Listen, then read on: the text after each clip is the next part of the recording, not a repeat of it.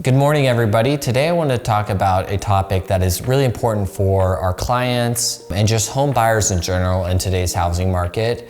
As you may know, our housing market, ever since COVID-19 and really ever since the quarantine that we had in the beginning of 2020, the housing market has really taken off and it's gotten more and more competitive for buyers. And really the main reason for that is because we've always had a supply issue with housing. Meaning that our supply of homes was always lagging the demand. Really since COVID-19 and influx of new buyers, that has exacerbated the problem significantly. So we have rising housing prices, it's getting more and more competitive for buyers. And us as realtors, we're really on the front lines, we're seeing all of this happen. So I wanted to make a video today where I specifically talk about what you can do to get an offer accepted, to find the house that you really want, and to really help you out with the home search, whether you're here with us in El Paso looking, or maybe you may be in a different city and you're looking for a house. So today I want to talk about how you can most effectively maximize your time, your energy, and your resources to find the house that you want. So the first thing I want to talk about is sort of expanding your criteria. In El Paso, and it's probably like this in other markets as well, there's a couple of different property types.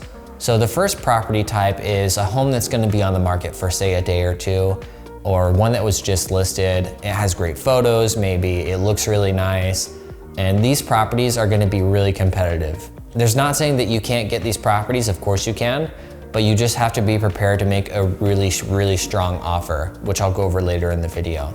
And then the other property type are gonna be properties that have maybe been on the market a little bit longer, say 10 days plus. Maybe they didn't get picked up the first week or the first weekend, and those are gonna be a lot less competitive. And usually these properties have maybe one or two things that are sort of turning off potential buyers, and they range from issues that are very serious to issues that are like not serious at all. So for example, I've seen properties that have been on the market 10 days plus, and it could be that they have bad photos, or that they have a tenant in there that is not letting the property be shown, or maybe the house is just a little bit dirty, maybe some surface level cleaning or change of carpet, paint, things like that could really help out the property. And of course there are extreme properties where maybe it has foundation issues or like a bad roof or something like that. Really, if we could find something that doesn't have a whole lot of issues and it's been on the market a little bit longer, those are great opportunities where you don't have to compete as much. And actually, you don't really have to give up the farm in order to get your house.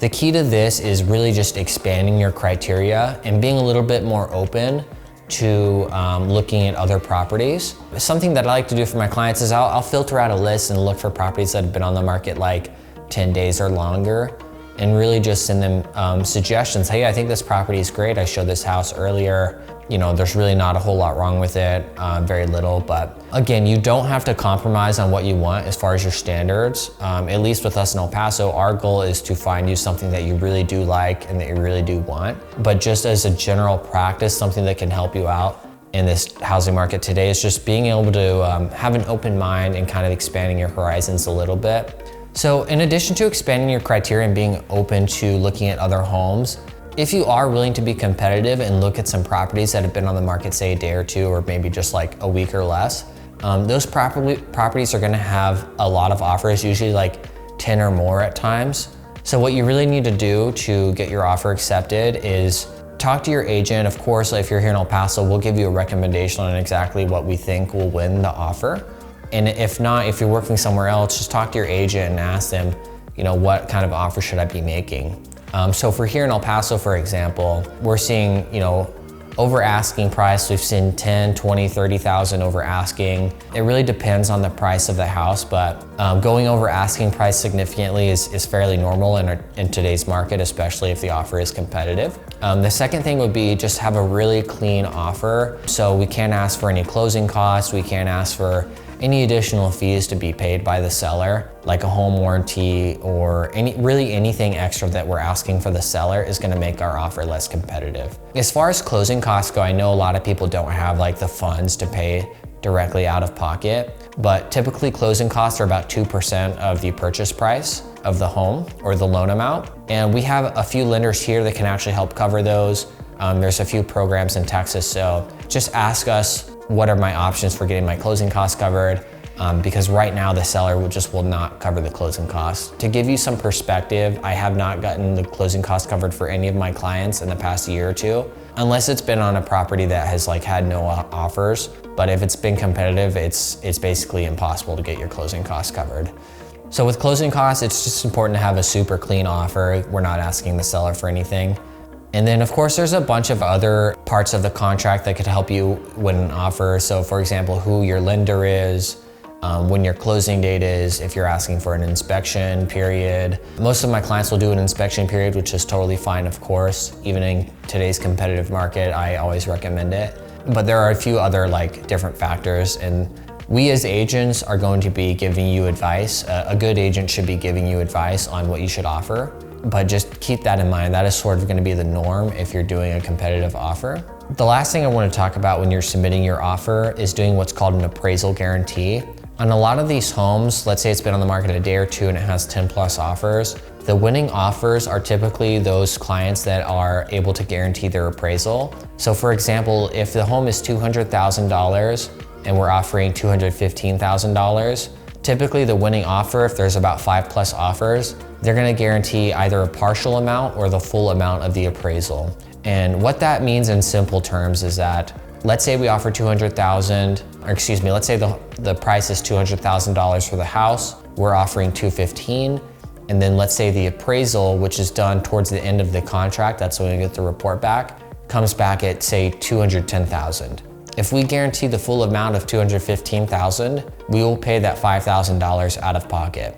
Or if we guarantee a partial amount, say we guarantee $3,000 of the appraisal, and the appraisal comes in at $210,000, we offer $215,000, we're gonna be paying $213,000, and that $3,000 will be an out-of-pocket expense for the buyer. I know this is kind of tough for a lot of people to do sometimes if they don't have a lot of savings or a lot of income ready to just drop on this. Typically, if you're gonna be competing on these really competitive properties, you really need to do an appraisal guarantee in order to have a good shot at it. So if you have any questions about doing an appraisal guarantee, and if you're looking in El Paso, obviously feel free to reach out to us, or if you're looking at a different market, of course, you can talk to your agent. Some of the best practices, some good techniques that are really gonna help you in your home shopping experience, working with us or working with another agent in a different city. These are gonna be really good practices that are gonna help make your home search a lot easier, a lot less stress on you as well. So some of the things that I talk to my clients about is, first, you wanna have what's called a sniper, or you wanna have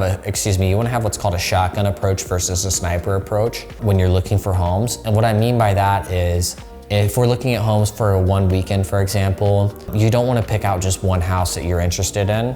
You don't want to really zone in on that one house, because the likelihood of you getting the offer accepted, it can be pretty low, especially if there's 5 or 10 offers on the house. Just think about it mathematically, it could be very low. So what I recommend to clients is, hey, let's pick 3 or 4 or 5 houses that you're interested in, that you would be okay making an offer on. And you're really going for a shotgun approach versus really honing in on one house and getting disappointed if you don't get that one house. So I think that's a great practice to do. If you're out of town, you could ask the realtor you're working with to get you maybe 4 or 5 videos of houses that you'd be comfortable living in, that you'd like to live in, things like that. That's really gonna give you the best chance of getting an offer accepted and finding a house that you really like, is to pick 3, 4, 5 each weekend versus just zoning in on one.